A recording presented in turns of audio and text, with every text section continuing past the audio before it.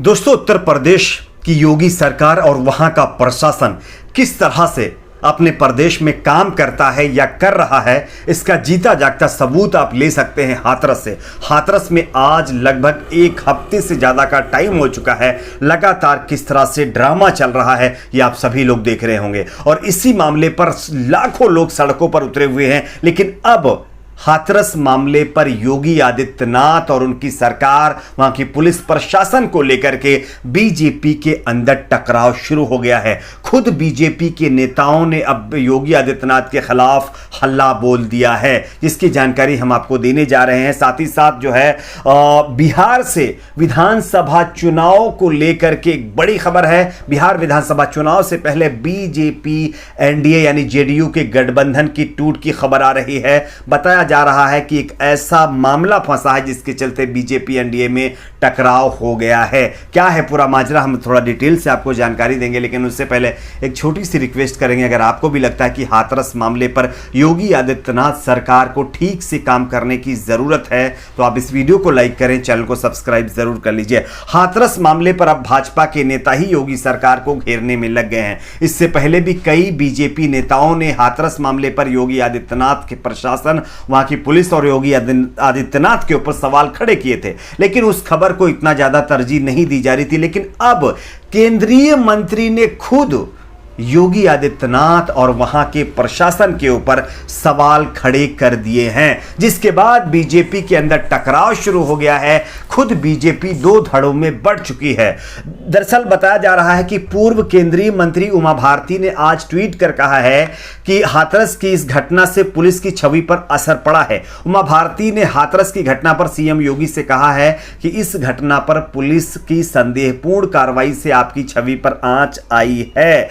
इसके साथ साथ गौरतलब है कि पूर्व केंद्रीय मंत्री उमा भारती फिलहाल इन दिनों कोरोना पॉजिटिव होने के कारण ऋषिकेश के अंदर वो अपना इलाज करा रही हैं और आज उनका लगभग 7वां दिन है। आज शाम उन्होंने लगातार कई ट्वीट किए और कहा कि वह एक दलित परिवार की बेटियां थी। बड़ी जल्दबाजी में पुलिस ने उसकी अंत्येष्टि कर दी है। तो यह कहीं ना कहीं बहुत बड़ा मामला है। मैं आपको स्क्रीनशॉट के जरिए भी दिखा रहा हूं, आप देखिए जरा।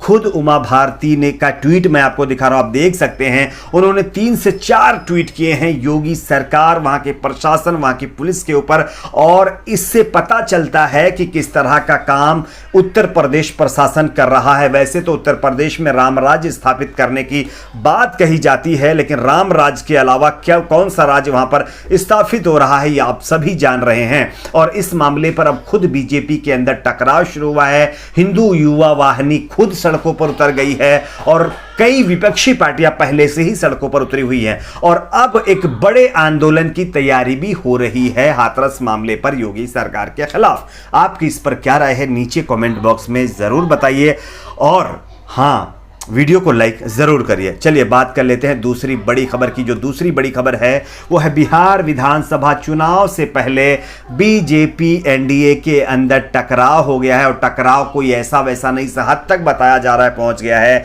कि दोनों पार्टियां अब चुनाव अलग अलग लड़ने तक पर उतर आई हैं।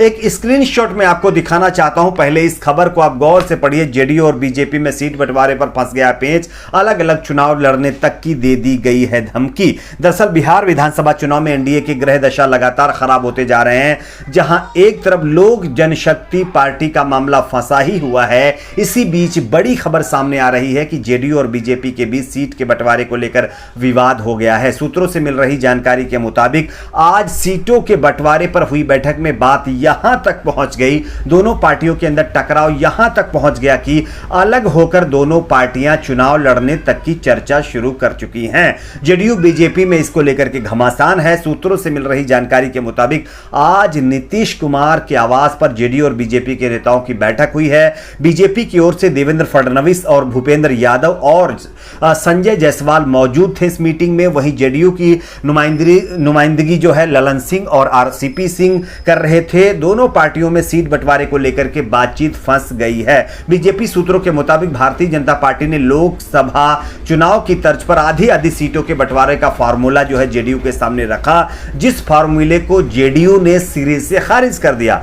बीजेपी अपने हिस्से की सीट में से लोक जनशक्ति पार्टी को सीट देने पर राजी है, लेकिन यह अब लगभग तय हो गया है कि लोक जनशक्ति पार्टी अलग ही चुनाव लड़ेगी, लिहाजा बीजेपी का पुराना फॉर्मूला पूरी तरह से फेल हो गया है। अब नीतीश कुमार इस पर राजी नहीं है। नीतीश कुमार की पार्टी अब 2010 के फॉर्मूले पर जिक्र कर रही है और बीजेपी उसे मानने को तैयार नहीं है, और इसी मामले पर दोनों पार्टियों के अंदर टकराव शुरू है। और टकराव कहीं ऐसा वैसा नहीं बताया जा रहा है कि लगभग दोनों पार्टियां चुनाव अलग लड़ने तक की एक दूसरे को धमकी दे चुकी हैं, और अगर ऐसा होता है तो यह बीजेपी के और जेडीयू के लिए बहुत बड़ा झटका होगा। और सिर्फ झटका ही नहीं, सत्ता से बाहर का रास्ता भी दोनों पार्टियों को देखना पड़ सकता है, क्योंकि आप सभी जानते होंगे बिहार के विधानसभा चुनाव से पहले जिस तरह से जेडीयू बीजेपी के जो अपने कैंडिडेट हैं या फिर विधानसभा के जो विधायक हैं वो जो वोट मांगने के लिए जनता के बीच जा रहे हैं, तो जनता किस तरह से उनको सबक सिखा रही है ये आप सभी जानते होंगे। ठीक है, तो चलिए अब इस पे क्या होगा देखना ये होगा। और हाँ, एक चीज और आपको बता दूं कि इसका एक और ताजा सर्वे आने वाला है, वो भी हम आपके सामने अगले वीडियो में रखेंगे। और वहीं जो तीसरी बड़ी खबर है वो भी जो है, योगी आदित्यनाथ सरकार के ऊपर अब एनडीए के लोग भी सवाल खड़े करने शुरू कर चुके हैं। बिहार विधानसभा के लिए बजे चुनावी बिगुल के बीच हाथरस में जिस तरह से घटना सामने आई है, इस पर भाजपा की सहयोगी जेडीयू ने एक बार फिर योगी सरकार के खिलाफ मोर्चा खोल दिया है।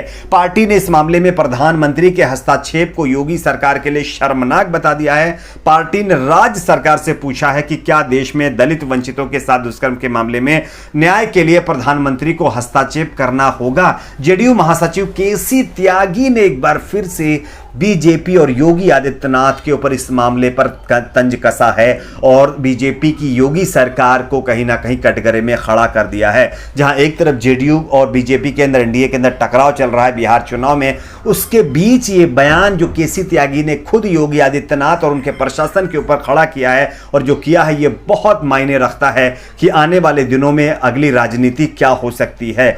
आपकी इस पर भी क्या राय है, नीचे कमेंट बॉक्स में जरूर बताइए। और अब मैं अपनी तरफ से एक बात आपको कहना चाहता हूं, जरा गौर से सुनिएगा दोस्तों। हमारे देश की मीडिया जब से हाथरस का मामला आया है तो कुछ चैनल तो अपने ठीक से रिपोर्टिंग कर रहे हैं, और कुछ चैनल अभी भी आप देख लीजिए, अभी आपको बता रहा हूं, अभी आप टीवी को ऑन करके देख लीजिए, कुछ ऐसे चैनल हैं जो अभी भी सुशांत सिंह राजपूत के मामले को लेकर के ही रिपोर्टिंग कर रहे हैं। मैं सुशांत सिंह राजपूत के मामले के विरोध में नहीं हूं, मैं कहता हूं उनकी भी आवाज़ उठाई जानी चाहिए, क्योंकि वहां पर भी जांच सही से होनी चाहिए। लेकिन जो हाथरस में हुआ है, ये दुर्भाग्य है हमारे देश की मेन स्ट्रीमिंग मीडिया का कि वो इस मामले को उस तरह से नहीं उठा रही जिस तरह से सुशांत सिंह राजपूत के मामले पर उठा रही थी। हाँ, कुछ मीडिया चैनल उसी तरह से उठा रहे हैं, लेकिन कुछ मीडिया चैनल अभी भी अपनी दलाली में लगे हुए हैं। आप उनके ऊपर क्या कहना चाहेंगे, नीचे कमेंट बॉक्स में इसकी भी राय रखिए। आज के लिए इतना ही, मिलते हैं कुछ और खबरों के साथ।